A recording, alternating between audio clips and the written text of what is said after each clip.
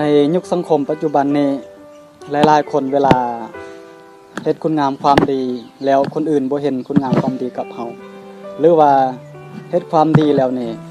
คนอื่นบ่สนใจในสิ่งที่เฮาเฮ็ด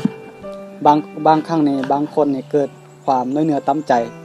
ว่าเฮาเฮ็ดดีแล้วคนอื่นคือบ่ยกย่องหรือว่าบ่ให้ความสำคัญแต่จริงแล้วนี่การเฮ็ดคุณงามความดีนี่เฮาควรจะเฮ็ดให้เต็มที่เพราะว่าการสร้างคุณงามความดีนี่เป็นหน้าที่ของเฮาส่วนการยกย่องหรือว่าการให้เกียรตินี่เป็นหน้าที่ของสังคมหน้าที่ของเฮาคือการที่จะเฮ็ดอันใดก็แล้วแต่เมื่อเฮาเกิดมาแล้วสร้างคุณค่าให้เป็นประโยชน์แก่ตนและก็คนอื่นให้หลายที่สุดอันนี้เป็นหน้าที่ของบัณฑิตทั้งหลาย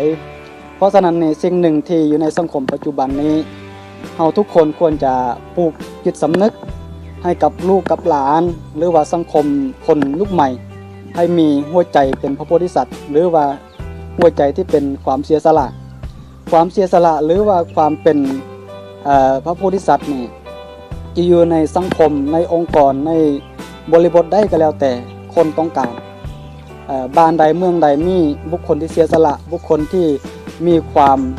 ซื่อสัตย์หรือว่ามีความเป็นพระโพธิสัตว์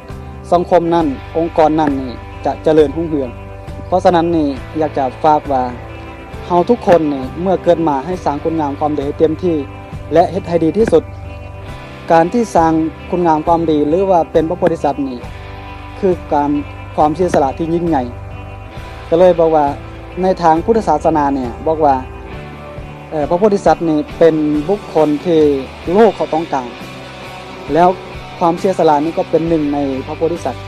เพราะฉะนั้นให้เฮาเสียสละให้เต็มที่นี่เป็นวิธีแห่งก้าวไปแห่งพระโพธิสัตว์